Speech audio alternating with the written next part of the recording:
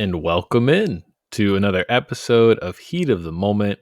My name is Micah. I'm joined as always by my fellow host and friend Lino. Heat fans, vibes are pretty good right now. We got Bam Adebayo back in a fun win against Golden State. And by fun, I mean almost super stressful. And we'll recap kind of how the Heat managed to survive in his absence. So, Lino, I think we'll start with some news and notes before we get into like actual breakdowns. The biggest piece of news right now is Tyler Herro is very close to returning. I'd kind of hoped it would have been a little sooner. Tim Riddles of the Associated Press is saying it's looking like Monday versus Dallas is Tyler's targeted date, which would make sense. I believe the next game is Friday at Chicago, so then they'll come back home to play Dallas on Monday. And I think that makes a lot of sense. It's very exciting. We can cover some of this later. I know we've kind of been doing a Tyler update every week, but now that it really does seem close, is there anything, I know we talked about this a lot of different ways, but anything recently that you're like, man, Tyler will really help with this, or Tyler could impact this in an interesting way? Yeah, while we were watching the game from this evening against the Warriors, the one thing that I thought of was it just randomly came to me is that we're like a 500 level team without him so far. We could be very, very good with him. I think what I'm hoping for and trying to level my expectations is say that like we maintain the strengths of our team and end up, slightly above 500. But given the amount of talent, scoring, shooting, playmaking that Tyler's going to bring to the table, that's adding a lot to what has proven to be a really solid team so far. So I think I'm trying to manage my expectations because the more we win games without him, the more excited I am that he's going to be joining the team soon. Because had I think either of us been told that we were going to have this many wins before Tyler ever even came back, I think we would have laughed at them and tried to get them to admit that they're trying to prank us. But I feel pretty good about where this team is, and I don't necessarily understand any of the concerns about adding another 25 point per game, 38% 3 point shooter to our rotation. So, yeah, I am really excited to hear that he's getting healthy. I think it's going to be great when he joins this team again because I think they're definitely ready for him, and maybe we'll stop dropping some of these ugly games that we probably could have won and making up that little difference between wins and losses so far. I think it could lead to a really special rest of the season for us. But, how are you managing your expectations, or are you not managing them at all? Are you full send on the Tyler resurgence? I mean, I think my first concern is always going to be health with a situation like this. We're seeing so many soft tissue injuries at the beginning of this NBA season, which is not uncommon. You see a lot of calves, hamstrings, groins, that kind of stuff. Guys are ramping up. The pace is faster than ever. The Heat's pace is at the extreme end of that. So At the top. yeah, reconditioning is kind of my big thing. I don't expect Tyler to come out and look as sharp as he did last season, for a while. Mm-hmm. Offensive integration, I think my biggest question is, will he assimilate into what we've been doing? I mean, I know he will to a certain degree, but how much will it be like, okay, now you have this really versatile offensive weapon. Will you now incorporate more pick and rolls back into the flow? I guess is kind of my question. I think. Because, oh, go Okay. ahead.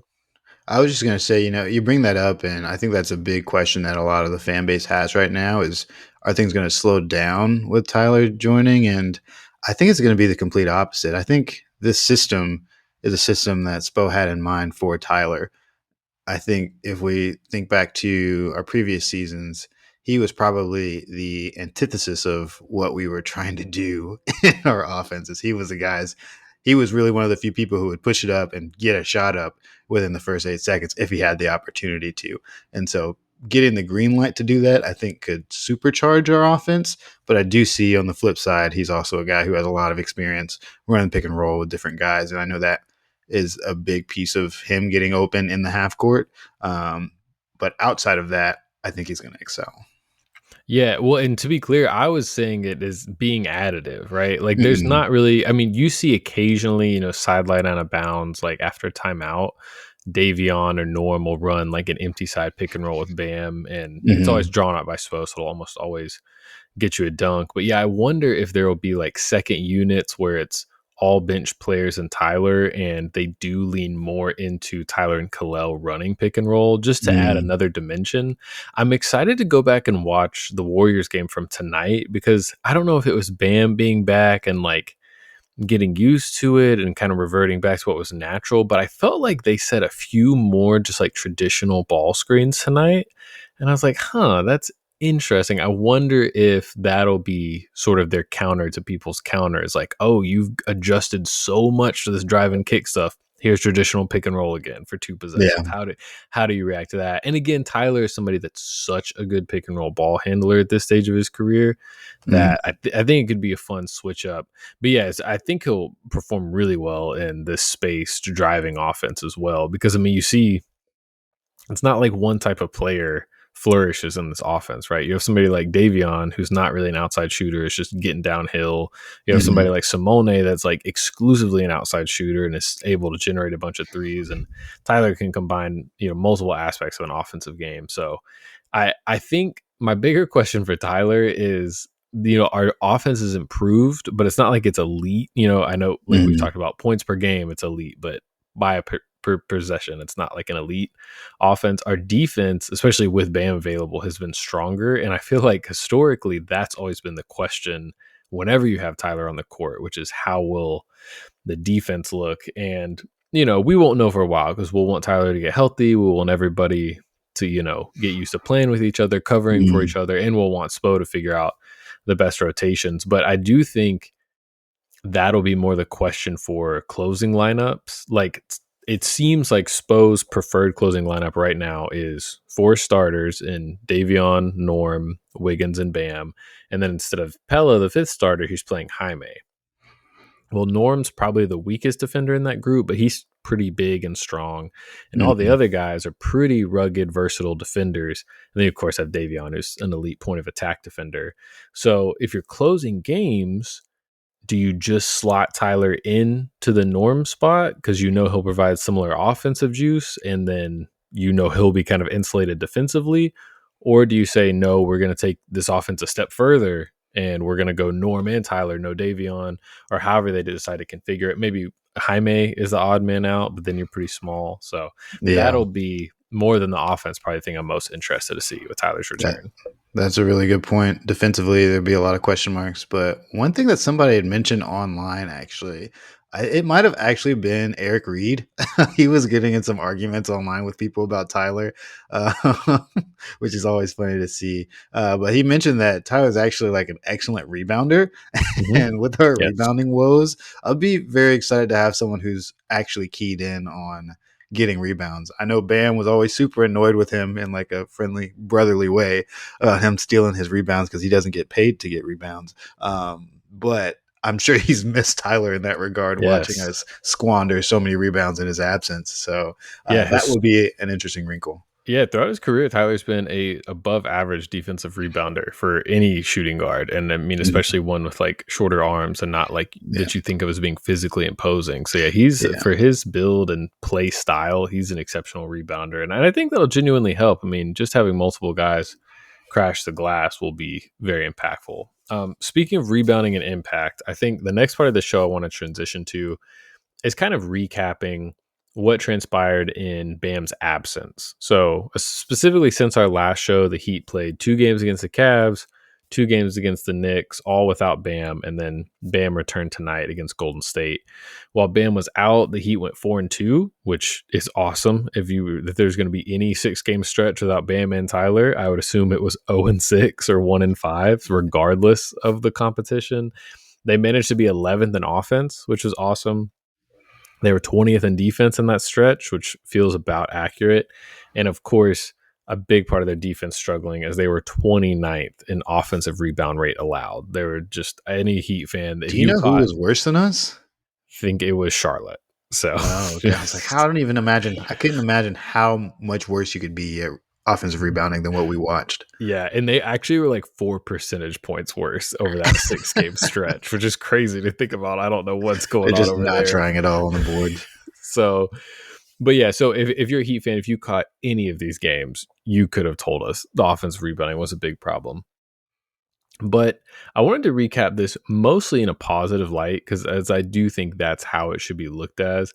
And to me, Steve Jones Jr., who I think is just an exceptional basketball analyst, always talks about when star players miss time, sometimes teams find things with players kind of making up the difference that they can carry with them the rest of the season. And I'm being optimistic, but I really feel like Khalil Ware found some stuff in this Oh Bam yeah. absence. It didn't start perfectly, but by the end of it, by that last Knicks game, I was so impressed with his ability to just get to rebounds, not like need to be taking a lot of shots, to be showing maximum effort. He's gotten really good at what I call I don't actually have a name for it. We need to come up with one, but it's like these rebounds where he can't really totally get to it, but he can almost attempt a putback even though he can't reach it with both Mhm. arms. So he's kind of just like tossing it on top of the It's basket. all like one fluid motion somehow, his like putbacks. Yes, and almost all of them looks like he could probably dunk them because he's so gigantic. But again, just energy, effort, we'll talk more about it. But Khalil specifically, in Bam's absence, how do you feel like he did? Oh, me, I've been on the Khalil Island since he got drafted, and it was quite the journey to get to this point. And obviously, there's a lot of journey left for him, which is a good thing. I think his potential is just so high, and he's continuing to show growth and the maturity that I think everybody really wants to see from him. I think everybody's seen and has to be really impressed with outside of the performances themselves. Just his ability to take on the challenges, understand his shortcomings, and not get too downtrodden from, when things don't go his way. He's faced some tough competition without Bam there. I mean, he started off going against Nikola Jokic when Bam went out in that game. And, it didn't get much easier from there, facing a lot of different bigs who were quite talented. But he showed a lot of heart, and I thought that you made a really good point in that Bam's absence really, I think, gave him an opportunity to find something and understand what it means to play at full intensity for an entire game. That's something I think that is actually challenging to conceptualize when you're playing backup minutes because you're already in such a limited capacity. And if you're not playing well, you're probably just going to get subbed out for the starter. It's like, oh, our bench isn't really working. Starter's got to play more minutes. Um, but when you're the starter, you kind of have to be. And when you're the starter on a team that doesn't have another backup center outside of you, you have to be really, really intentional with what you're doing. You have to be really maximized with the intensity. And he really learned that towards the end. And I think that's going to carry along with him. And that alongside Bam and in his actual minutes moving forward is going to be pretty special. Yeah, it's interesting. We talk about comps so much in the NBA, and oftentimes it's not until two guys are guarding each other that you're like, oh, that could be interesting. Like earlier this season, when we played Denver, Pella Larson was guarding Christian Brown, and I was like, oh, There it is. maybe, yeah. And I did the exact same thing with Khalil and Mitchell Robinson Mm, because now Mitch is even larger than Khalil, but it's a guy that you can tell Mitchell Robinson, especially if you followed him early in his career, thought of himself as maybe more of like an elite offensive weapon, right? Like he would mm, post, clips in the offseason working on step back threes and all these really high skill things.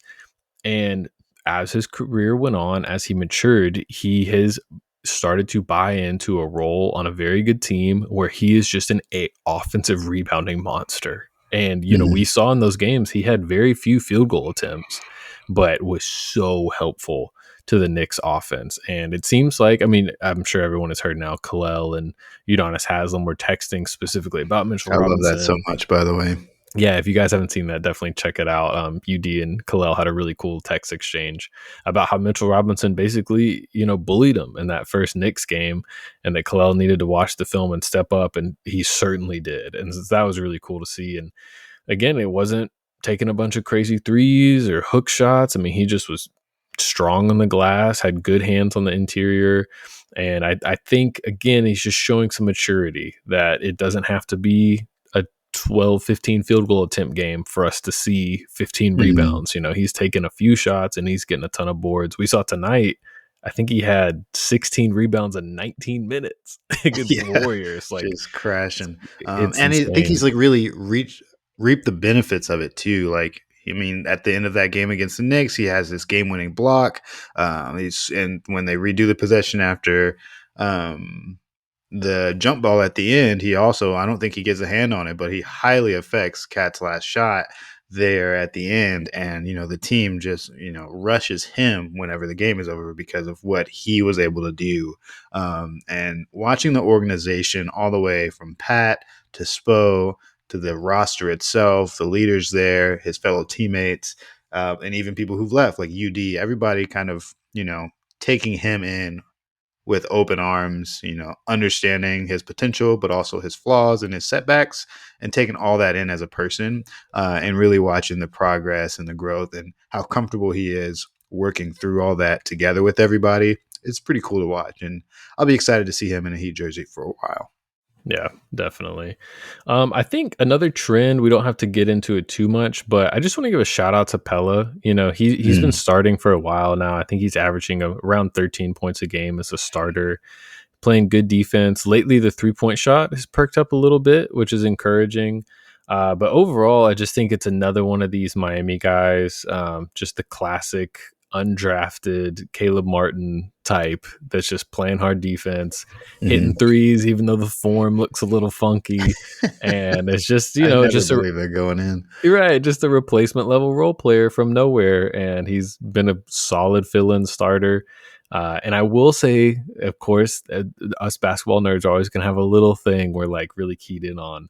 Pella's passing is above average for almost compared to anything else in his game. Obviously, his defense, his toughness is awesome, but he makes a few passes a game where I'm like, okay, there's a little more going on here, especially off drives. He'll take an angle where there's like three bodies in the paint contesting him, Mhm. and I'll think, oh man, he's stuck, and he'll whip a pass to a corner. He's got good vision, so I've been very impressed with Pella.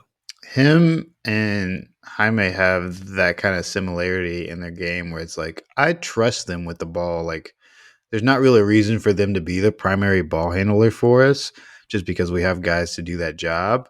But when the ball is in their hands, I'm never worried. Unlike some of our team members right now. I'm never worried about what they're going to do with the ball when they get it.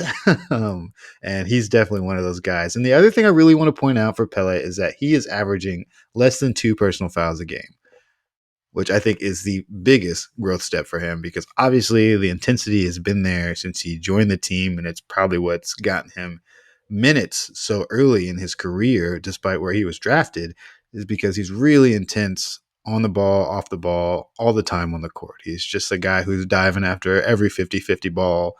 And the only problem with that is that he used to get a ton of fouls really fast. And so him being able to stay with that intensity while leading with some more discipline is going to extend his minutes much further in the future. Yeah, that's well said. All right, I have a quiz for you.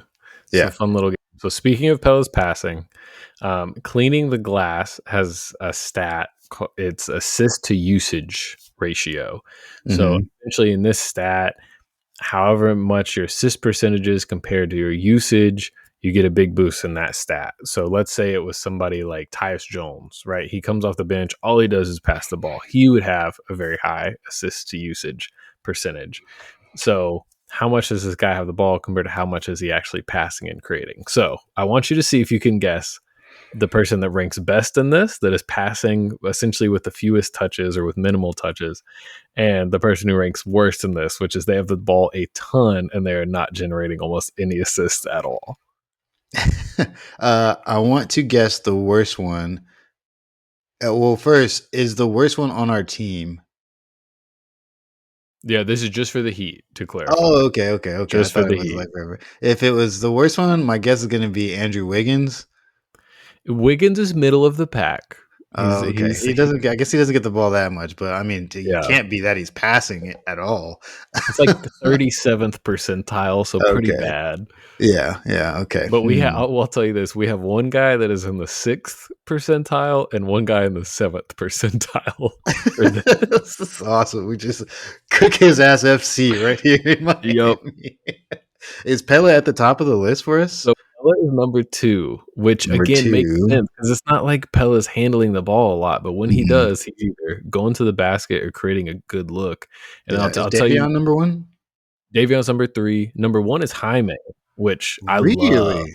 Like That's you crazy. Yeah, what you just mentioned, he is the other one in addition to Pella that is just making really sound decisions. And I think Mhm. in this new offense, none of these guys are going to have super high usage because it's egalitarian. Everyone's touching it, moving the ball. But I do think I have to reveal now the two guys that rank worst, and they are Norman Powell and Khalil Ware.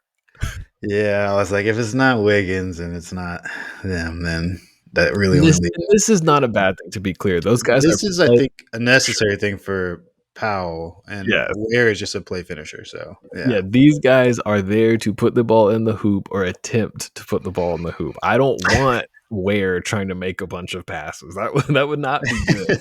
Again, this is not a dig. It's more just a representation of how they're kind of impacting the game. Mhm. Their But roles. again, I love that Pella was high up on that because it does match the eye test. His passing has been really nice. But Lino, I think it might be time to get to a not nice section. Our Yeah. beloved Nikola Jovic, who is out tonight with a hip impingement. Maybe that's been bothering him. He has been struggling as of late.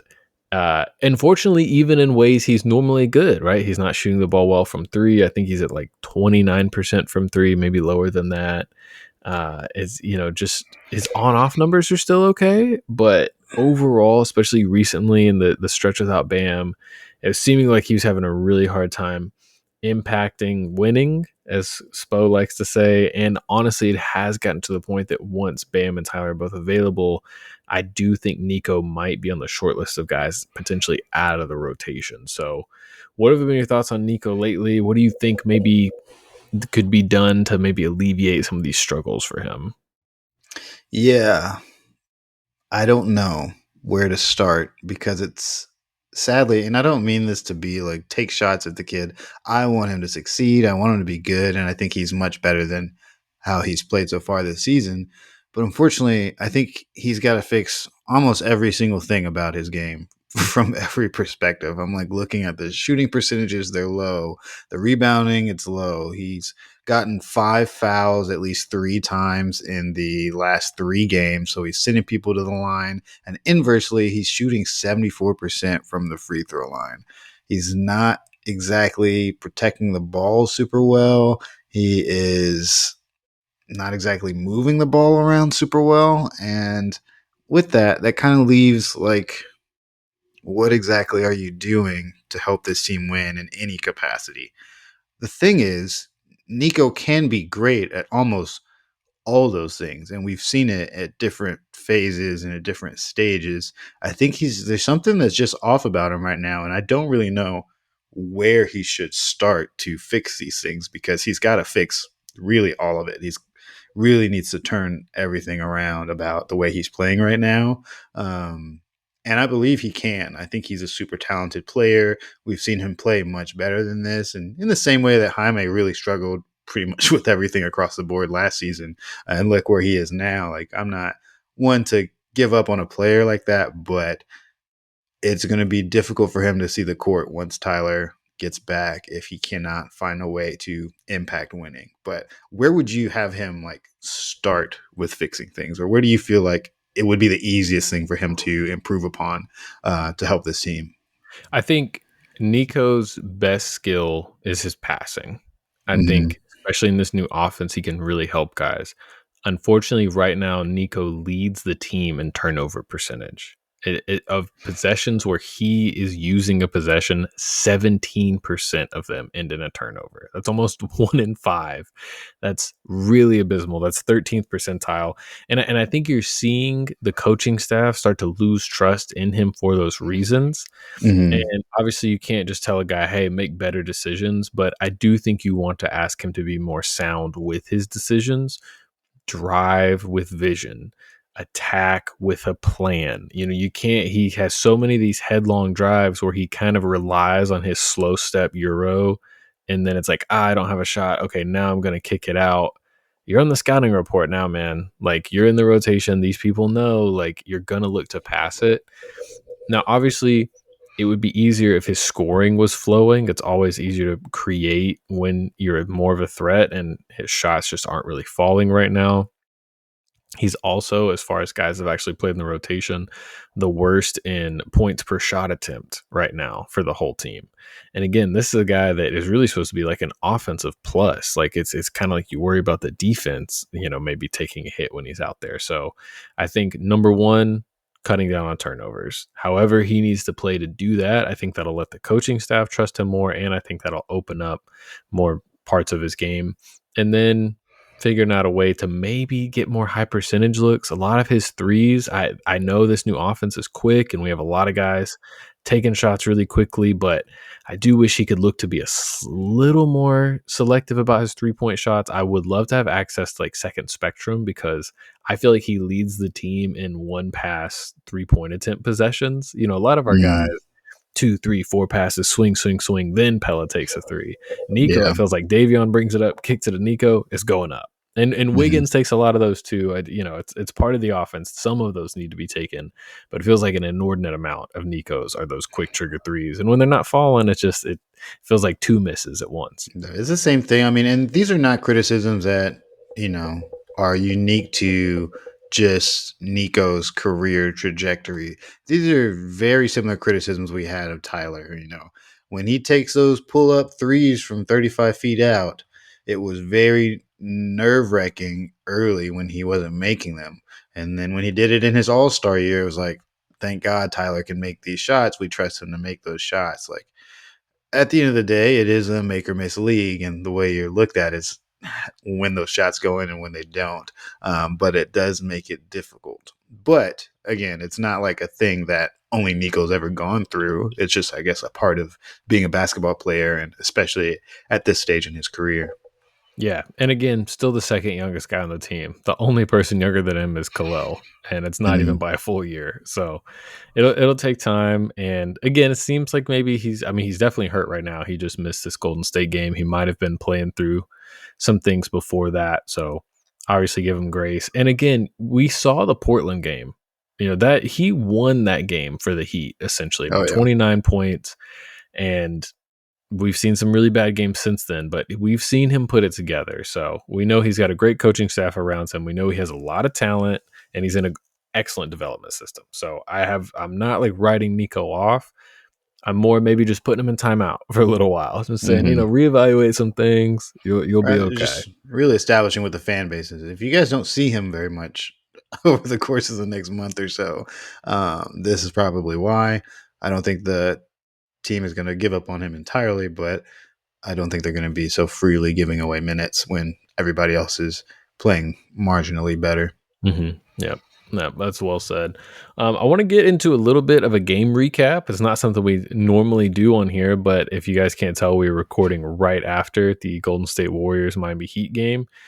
Another trap game for the Heat, which the schedule has been kind to us in terms of star players missing games. We've not always taken advantage of that, but if you missed it tonight, the Golden State Warriors were on the second night of a back to back after losing to the Orlando Magic, and they sat Jimmy Butler, Steph Curry, Draymond Green, Al Horford, and Jonathan Kuminga. So I think maybe Kuminga's already hurt, but regardless, they were missing pretty much their best 5 or 6 players. So, Quentin Post still wanted to give us buckets. well, and you know how that goes. So, of course, the game was very close for much of it. Normally, for show prep, just to let you guys kind of peek behind the curtain, I usually rewatch a game, take a bunch of notes because I knew we were recording live. I just have like crazy rumblings in my notes app on my phone, so I can I go. will kill Quentin Post if I see Exactly. it. Exactly. But Lito, I want to just kind of throw it to you first. Let's start with, what do you think the Heat did well in this game? I thought they kept their composure pretty well. And it wasn't like terrible. It was just closer than you want it to be. And when you're playing NBA level talent and these guys, someone's got to score for the Golden State Warriors. Like, just because their starters are missing doesn't mean nobody's going to play. It's the same way as when you're playing a terrible team and they have one guy that's averaging 30 on a bad team. Like, that's just going to happen. Quentin Post is going to score 19 points. But I think that the team did a decent job of sticking to their guns. I think the Warriors still only led for like a very marginal portion of this game, and then our stars really took it away from there. Norman Powell and Bam Adebayo really locked in there in the fourth quarter, and we ended up winning by a healthy margin there. So that's just how things go sometimes. It's much better when you still win them. We've, lost at least one trap game so far this year in Cleveland. That was not so fun. But I overall just think that these things are going to happen for a team that's maybe a slightly above 500 team with at least one all-star missing, and with missing 2 all-stars up to this point. And I'm just glad to walk away with the win. You caught most of the first half. I was playing pickleball through at least the first quarter and some of the second quarter. What was the game like to start? Did they just kind of start off slow, or? It was interesting. It was one of those things where you kept feeling like the Heat's lead should be larger. So the game Mhm. started, it felt like it was stuck on 10-4 for a very long time. The Warriors, I believe, missed their first 12 or 13 shots. Mhm. And again, I will say, if you're looking at positive, the Heat's defense was awesome tonight. Obviously, the Warriors had very little offensive talent, but still, the Heat took care of business. The Warriors had a 91.4 offensive rating. That is second percentile, so that is very horrific. The Yeah. Heat only had a 104 offensive rating, which is 17th percentile. So that was kind of the game to me. So again, the Warriors have 4 points for like the first 6 minutes of the first quarter, but the Heat only have 10 or 12. They weren't really able to extend this lead. And really, it didn't feel like the scoring came easily until Norman Powell got on that run in the fourth quarter, along with Bam. I think I saw Norm and Bam combined for like 26 of the Heat's 29 final points. But yeah, I think I Mhm. will say, as far as concerns, this game is starting to fall in line with what I'll call a slight trend of this offense struggling a little more than we've seen it struggle previously. Mhm. Of course, it's copycat league. Teams are going to get more and more tape on us, and more counters to this new offense we're running. But obviously, we saw more zone. That seems to be something the Heat. I think it was Cooper Moorhead. I apologize if I'm misappropriating this, but somebody said the Heat had faced the most zone defense of any team in the league so far this season, and Oh, that makes wow. sense. We don't have a ton of shooting, and we want to drive the ball constantly. So zone is a good counter to that. And I think you saw the Heat once again kind of struggle figuring out how to create offense. I also thought the Warriors had a good game plan because they were packing in the paint. You saw early on Jaime Jaquez, especially, he's been such an excellent driver this year, was really struggling in the half court. Like, he would be attacking multiple bodies at the basket. Mhm. And I think some of that was just on Jaime just being maybe overly aggressive, but also it's credit to Golden State where they were like, listen, kick out to Pella. So how many threes is Pella really going to take and make against us tonight? And I think Yeah. that was kind of their gambit. Simone got loose. Simone hit some big shots for the Heat's offense, but Wiggins, Pella, you go down the list, Davion, they were kind of daring these guys to be threats as spacers, and a lot of them Mhm. couldn't really make them pay tonight. So Yeah. And that's defense, A also plus, but offense, scary. Yeah, and also this is one of those things that's going to happen for us as a fast-paced team, as an offensive-focused team going forward. We're going to face opponents who are just going to try to muck it up as much as possible and just slow things down as much as possible. And we can try to combat that, but we used to do this to teams all the time when we couldn't keep up offensively. It's like, how can we make this the ugliest basketball game they've ever seen and The Heat went experienced? zone against the Warriors tonight. Yep.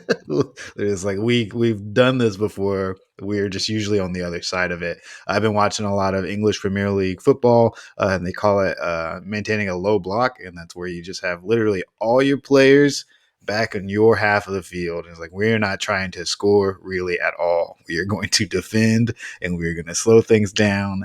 And on the occasion that we might be able to counter and go get a goal, we'll do it. But that is not our focus. Our focus is throwing you off of what you're trying to do. So this will happen.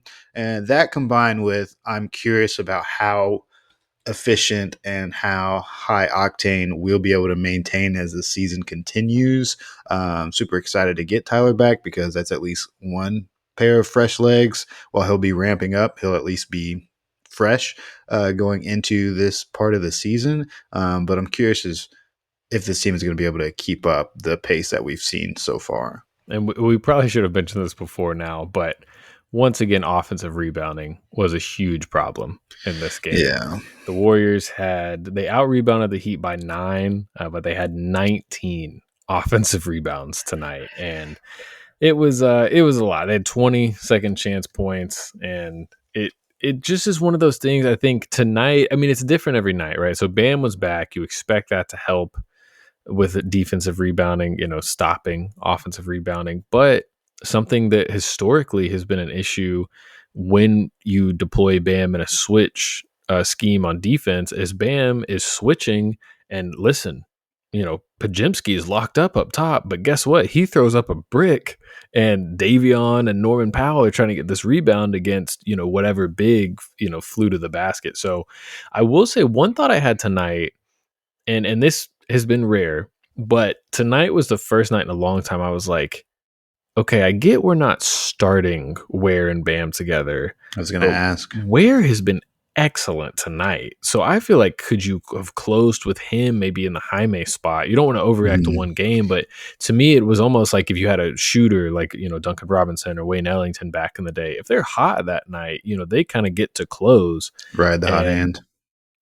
so I wondered if Spo considered that. Now, of course, with our offense adding a non-shooter, Ware shot it okay, but a shooter, the defense isn't really going to guard, and somebody that can't really drive and make reads like that. Mhm. It would have some consequences as well. But tonight was the first night I was like, okay, I get we don't start with them together, but is there an upside to playing them a little bit together? Mhm. Yeah, I was gonna ask if maybe I just missed it in the part of the game that I missed, but I was curious because I think Ware only played like what'd you say, 17, 19 Like minutes? 19 minutes. And I didn't know. I mean, those are backup center minutes, but I didn't know if he just like wasn't really matching up well. But I saw he had a bunch of boards, but that doesn't always mean that it's leading to winning basketball. But I was curious if they ever shared the floor while Bam was back this time around. No, I don't. I don't think, unless maybe for briefly, but no, I don't think they shared the court at all. And Where I mean, he's 3 of 10. It's like the ball wasn't going in, but I thought he played a Mhm. great game. Again, the Yeah. rebounding was really great tonight. 16 rebounds in just 19 minutes. But yeah, so I'd be interested if Spo, especially against a team like Golden State, you don't want to like give up your advantages against, say, a team like Cleveland that has two really good bigs, because then you're kind of playing into their hand. But a smaller team like Golden State, it's like, what if we beat them up on the glass for a stretch? So That that would be was one of the nice. things I had in my notes. Yeah, that was like maybe Mhm. we test out the Bear and Wham, Bear and Wham. The I guess bear. we could call it that. That was fun. But I do want to also bring to the attention that like when Bam was with us, we were still not great at offensive rebounding. It was just way, way worse when he wasn't here. Well, the Um, defensive rebounding was elite. right? Oh, yeah. Yeah, So yeah, yeah. he Like, we he have kept the normal other rebounding. team from beating us up on the Yeah, offensive glass, which is all we're asking for. We're not even asking for exactly. offense for it, really. And so, yeah, it's like that's still kind of a flaw of the system currently, regardless of the personnel, and probably one of those things we'll have to sacrifice. But it's one of the things we'll want to start to win in the margins and see where we can get some marginal gains as we try to improve going towards the latter half of the season. Yeah, exactly. And I again will monitor this. It seems like this fast-paced offense probably lends itself to being vulnerable to offensive Hmm. rebounding because everybody wants to leak out and run. And the Thunder talked about this last year. Their coach Mark Daytonall. We might have said this on the last show, but he was like, yes, we give up a lot of offensive rebounding, but our size, our switchability, our speed, we feel like nets out to a positive. No Yeah, team's perfect. You're going to have some weaknesses. Right now, it's too much of a weakness for the Heat. yeah, They can't exactly. be terrible, but if they could just be league average, then I think they'd be totally fine with that trade off. Yeah, exactly. I'm trying to think of other kind of takeaways from this game. Again, Norm really he got some foul trouble. It wasn't scoring super effectively, and then just in the fourth quarter, it was like, oh, I'm the best scorer on this entire court. It's not probably not Literally, I was close. about to text you like I was literally picking up my phone to text you that like what why has Norm just disappeared this game? And then he like breaks in, gets into the paint and has that nasty reverse layup finish and then leads into an and one bucket right after that. And it just goes on a tear for the last quarter. I sent you a text message that said, Jesus, Norm. And that was all I got to say for the rest of the game. He just came out of nowhere. And it's always just really exciting whenever he remembers that he's an all-star basketball player. Yeah, he's just what we need right now. Almost more than anything is we need a guy that can just make the defense freak out a little bit, and it's why we're so excited about Tyler coming back because you have another guy, and they could potentially help each other out as well. But yeah, Norm was exceptional. Andrew Wiggins team high plus 25 in this one. I thought Wiggs had a good game. I didn't maybe think it was that good because his plus minus is 10 better than anyone else on our team. I think he was on the court when we went on that like 15-0 run at the end. So it was Yeah. probably like plus 10 and then just jumped towards the Yeah. end there. So, But but glad Wiggins could get some revenge. Lino, I did want to say, I don't know if you want to talk about, do you have any Jimmy Butler takes, like him not playing? Do you have any feelings? I hate to be this type of jealous ex, but I did notice he left the court immediately. He didn't say hey to I didn't even know he anybody. was there. I don't think about him at all. That must be nice. Yeah, I mean, it's somebody mentioned that this is just what he does. You may have been texting me this, like he didn't play against any Minnesota very much at all. He just it's what he does, man. And whenever he leaves Golden State to whatever team he goes to after that, and he never plays the Warriors, we'll be sitting there. They'll text us and be like, "Hey, is this normal? Is this how Jimmy is?" And we'll be like, "It is what it is, man. Yeah. He's he's doing what he does." But yeah, I mean, more power to him. We'll play him eventually, maybe, but until then, I think the broadcast has mentioned that we've swept the Warriors since last year. Like we won all the games against them last season, and starting this one off with a dub, and hopefully we can keep that up. Yeah, yeah, definitely. And yeah, as far as Jimmy playing, I mean, Jimmy's return game last year couldn't have gone better, for the Heat. Steph was out and then they had that amazing win. So yeah, I don't want any more Jimmy games in Miami. Obviously he's a great player, so that would make it harder to win. But also as somebody that just still has a ton of fond memories about him as a member of the Heat, I just don't like the whole they boo him and it gets all Yeah, so much yeah. animosity. I I just just rather leave it there in the past. We had some good times. He did a yeah. lot of great things for the organization. But I think what I really want to talk about is like the team has some amazing vibes right now.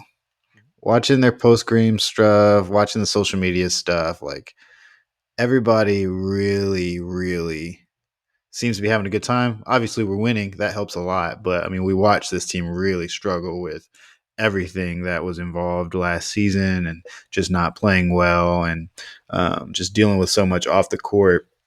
it was just really nice to log on and just see like Bam took over the Twitter page like yesterday and just tweeting out stuff and seeing the videos of the team doing stuff together. They seem really locked in. They still seem to be super locked in on the court as well, taking those meetings after every free throw, meeting on the court, really communicating well. Those are things that I just want to really see maintained because I think that's what makes that job a lot easier is when everybody's having a good time and can really trust each other and building those relationships, especially with so many new faces in the building this season. It's just really great to see. Yeah, and that's with one of our players facing federal charges. So Yeah. that's Good, says a good luck to lot Terry. that everybody's just like, oh, everything's going well. It's like, well, for you, for 14 of for, you. for 14 of you, So, 13 of you, really. I don't know if we have anybody oh, that's that's true. Yeah, I for don't even that think we spot. have the 15th roster spot. Yeah. So shout out to Terry. If somehow we're your only source of Heat news, no updates on that front. It'll probably be a while before we get any news Yeah. on that. So, but yeah, I agree with you. The vibes seem really good. They have a couple of interesting games coming up. They have at Chicago Friday, and then they have at Philly on Sunday. Before that Mavs game we referred to, which would be potentially Tyler's return game. Both of those will be interesting because those are two teams that have shown some spunk, we'll say, this year. Hmm. They've looked pretty good at different points.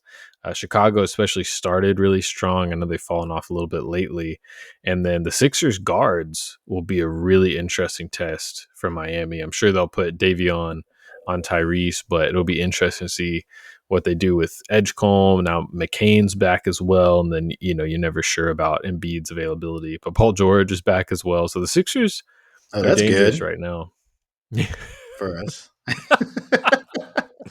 I thought that's what you meant. Uh, That's gonna be interesting. I don't know why I have this feeling that like Chicago killed us last year. I just have nightmares about well, Montes Buzelis sometimes. yeah, they because they did. I mean, we finally handled our demons in the play-in, right? But Okay, it was, yeah. yeah, So that'll be they interesting, and always it kill matters us. because they're like leading the conference right now. They're doing super well, and so I'd love to really dominate during this stretch. And I'm really glad we took care of business and won some games against the Knicks and the Cavs. Like I was trying to find our text thread from before the season started where you sent me the schedule of like the first 10 to 12 games and you're like how many of these games do we win, and we've won so many games that we'd be surprised by. Yes. We've won a ton of games, and that's without the precursor of knowing we were going to be down two all-stars. So yeah, I'm just over the moon right now with where this team is, and win or loss, I just really like the way we're approaching all these games. Yeah, definitely. I think if you look at, we thought there was going to be a big struggle, assuming only Tyler would be out, and we missed Mhm. Bam for 6 games. Really, I mean, really 7. He was out for most of that Denver game, and that was rough. Ooh, And buddy. then missing Norm. So yeah, definitely proud of how this team has come together. I don't really understand how there's not more Spo for Coach of the Year momentum. I know he Mhm. doesn't care, so I guess we shouldn't care. But it feels like he should be the odds-on favorite. But I know JB Bickerstaff, different people are doing amazing things with their teams as well. I just pulled it up just so we have an idea. So last 2 weeks net rating, the Heat are 15th, Philly is 16th, and Chicago is 19th. So our last Oh, couple of weeks, these teams are pretty similar to each other. So could be some good games, and then we hopefully, fingers crossed, we'll get Boy Wonder back on Monday. So that'll be a lot of fun. And we'll definitely be recapping whatever happens there. That'll be Thanksgiving, so we don't know if we'll actually get an episode to you guys. We'll definitely have some Tyler reviews coming up. Hopefully, it'll be a lot of fun to see him in this new oh yeah. offense. But for everyone listening, tuning in, thank you guys. I hope you have a fun and safe Thanksgiving with loved ones. Lino and I actually are going to get to hang out in person together, which is Oh very yeah. exciting, getting the Texas boy back to Florida. But we hope you guys enjoyed the show. Definitely leave us any comments, like, subscribe on all your different platforms.